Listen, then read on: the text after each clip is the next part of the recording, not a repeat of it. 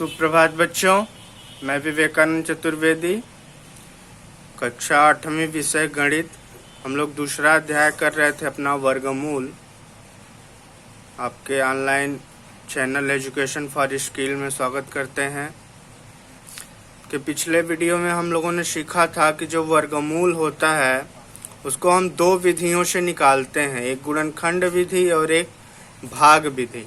तो गुणनखंड विधि से वर्गमूल कैसे निकाला जाता है इसके बारे में हम लोग पढ़ रहे थे और सवाल कई ठो हम लोग करके उसको सीखे थे। इसमें मैंने बताया था आपको कि कोई भी प्रश्न दिया हो, अगर उसका वर्गमूल निकालना है गुणनखंड विधि से, तो हम सबसे पहले क्या करते हैं कि उसका गुणनखंड करते हैं और गुणनखंड करने के बाद फिर हम उसका जोड़ा बनाते हैं और प्रत्येक जोड़े से एक एक अंक लेकर आपस में गुणा करते हैं। वही प्राप्त गुणनफल क्या कहलाता है? उसका वर्गमूल। उसी क्रम में आज हम लोग सीखेंगे कि यदि संख्याएं अगर परिमेय हो, सक यहाँ देख रखा है आप, टीवी लिखा हुआ है स्क्रीन पे कि परिमेय संख्याओं का वर्गमूल।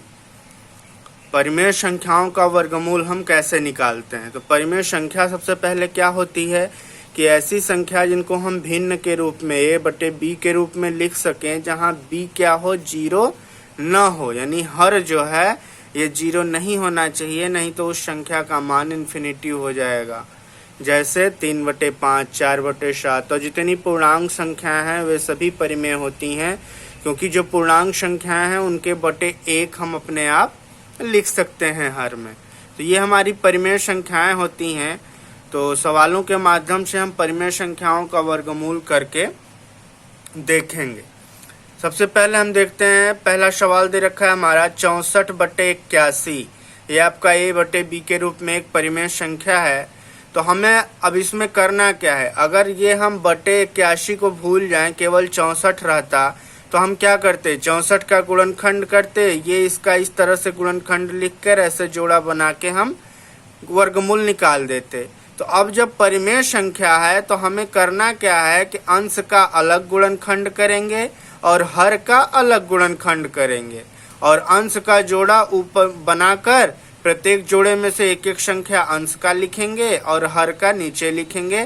तो ऊपर का गुणनफल जो है जो होगा वो अंश का वर्गमूल और हर का जो गुणनफल आएगा संख्या का वो हर का वर्गमूल हो जाएगा। आइए करके देखते हैं। सबसे पहले आपका 64/81, तो अंश में 64 दे रखा है, हम 64 का गुणनखंड करेंगे तो ये 2 से विभाजित हो जाएगा, 2 तिहाई 6, 2 दूना 4, फिर ये 2 से कटेगा, 2 1 कम 2, 2 फिर 1 यहाँ बचा, 2 उतरेगा तो 12 हो गया, 2 छक्के 12, फिर 2 8 16, 2 चौके 8, 2 दूना 4, 2 1 कम 2। ठीक है, यानी 64 का गुणनखंड क्या हो गया कि 6 बार 2 आया है, 2 दूना 4, दूना 8, दूना 16, दूना 32, दूना, यानी 6 2 आ गए, तो ये 1 2 3 जोड़ा बन गया 2। अब आइए 81 का गुणनखंड करते हैं, तो ये 3 से कटेगा क्योंकि इनके अंकों का योग 9 है। तो 3 दूना 6, 2 यहाँ बचा, 3 बचा, 3 दूना 6, 2 21, 3 सत्ते 21, फिर 3 9 27, 3 तिरिके 9 और 3 1 कम 3, यानी 4 बार 3 का आपस में गुणा कर दें तो 81 आ जाएगा। 3 तिरिके 9, 9 तिरिक 27, 27 तिहाई 1।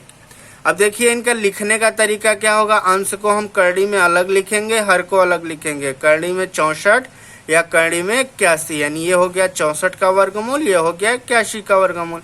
या आप चाहें तो दोनों को एक साथ लिखकर पूरा करड़ी लगा सकते हैं। अब देखिए 64 का लेंगे तो 3 जोड़ा बना है 2 का, तो 3 2 आपको मिलेंगे, 2 गुणित 2 गुणित 2, और हर का 81 में 3 का 2 जोड़ा बना है तो 2 3 आपको मिलेंगे। ऊपर का गुणनफल आया 2 दूना 4 दूना 8 और नीचे आया 3 तिरिके 9, यानी कि करणी में 64/81, 64/81 का वर्गमूल क्या हो गया 8/। अलग अलग संख्याओं का भी हम लोग निकाले थे पिछले वीडियो में, होमवर्क में भी मैंने आपको दिया था, तो आपको याद होगा कि 64 का वर्गमूल कितना था 8 और 81 का वर्गमूल। अच्छा, दूसरी एक चीज और जाने कि जो हम वर्गमूल निकालते हैं, अगर इसी वर्गमूल का हम वर्ग कर दें, क्या कर दें, वर्ग कर दें, तो हमें फिर से वही संख्या प्राप्त हो जाएगी। तो इस तरह आप उत्तर की जांच भी कर सकते हैं। जैसे 8 का वर्ग करेंगे तो वर्ग का मतलब क्या, उसी संख्या का उसी में एक बार गुणा, तो 8 गुणित 8 यानी 64 और 9 गुणित 9 यानी 81, आ गया 64/। तो इस तरह से आप वर्गमूल भी निकाल सकते हैं और वर्गमूल का वर्ग क्या होगा, उसी संख्या के बराबर आएगा। अगर वह संख्या आ रही है तो इसका मतलब आपका वर्गमूल। आइए इसी क्रम में दूसरे सवाल को देखते हैं। दिया है 256/441। अब 256 का और 441 का हम अलग अलग क्या करेंगे, गुणनखंड करेंगे। तो 256 का देखिए 2 से कटेगा, 2 एकम 2, 2 दूना 4, फिर 1 16, 2 अट्ठे 16, 128 आ गया।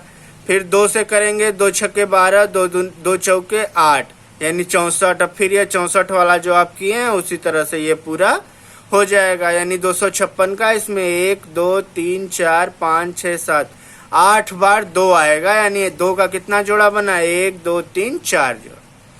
आइए 441 का करते हैं। 3 से कटेगा 1 क्योंकि 4 4 8 1 9 अंकों का योग 9 है जो 3 से विभक्त होगा, तो पूरी संख्या भी 3 से कटेगी।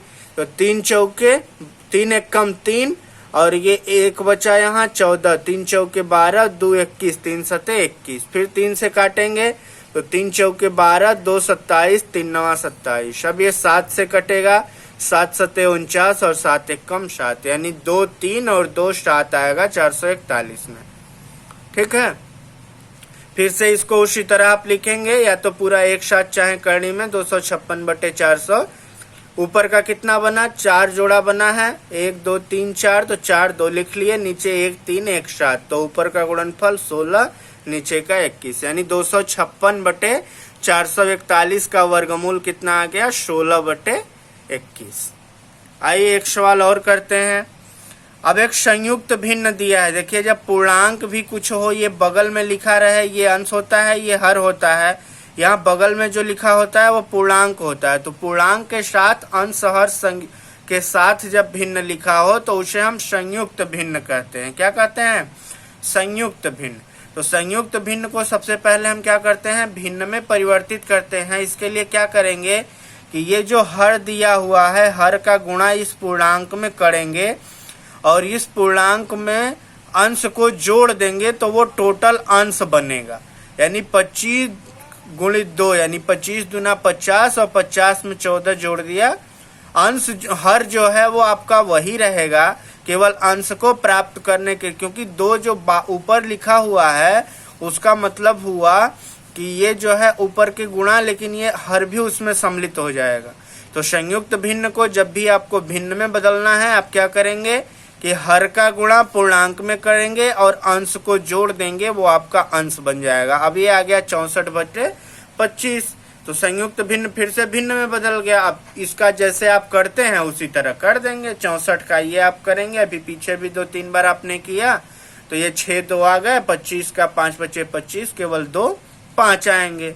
फिर से इसे आपने लिखा करनी में 64/25, तो ये आ गया 1 2 3 2 आ गया, और ये एक जोड़ा केवल 5 का है तो 5 आ गया। तो 2 दूना 4 दूना 8 और बटे, यानी कुल मिला के संयुक्त भिन्न को अगर भिन्न में बदलना है तो इसमें आप क्या करेंगे, हर का गुणा पूर्णांक में करेंगे और अंश को जोड़ देंगे, तो वो आपका टोटल अंश बन जाएगा और हर वही रहेगा। और फिर जैसे परिमेय संख्याओं का आप वर्गमूल निकाल रहे हैं, अंश का गुणनखंड अलग करेंगे, हर का गुणनखंड अलग करेंगे, दोनों को एक साथ करने में लिखकर ऊपर अंश के जोड़े से प्रत्येक संख्या लेंगे और हर के जोड़े से प्रत्येक संख्या लेंगे, और प्राप्त गुणनफल अंश का जो है वह अंश का वर्गमूल और हर का गुणनफल हर का वर्गमूल। तो इस तरह से आप परिमेय संख्याओं के वर्गमूल को।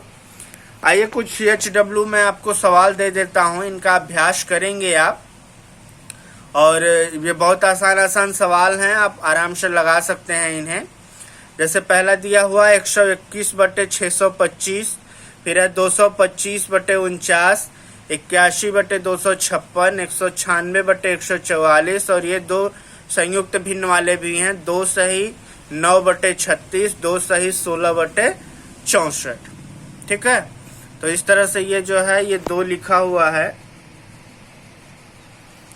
तो ये सवालों को आप करेंगे और फिर अगले वीडियो में हम लोग अपने नए टॉपिक के साथ मिलेंगे। तब तक के लिए धन्यवाद बच्चों।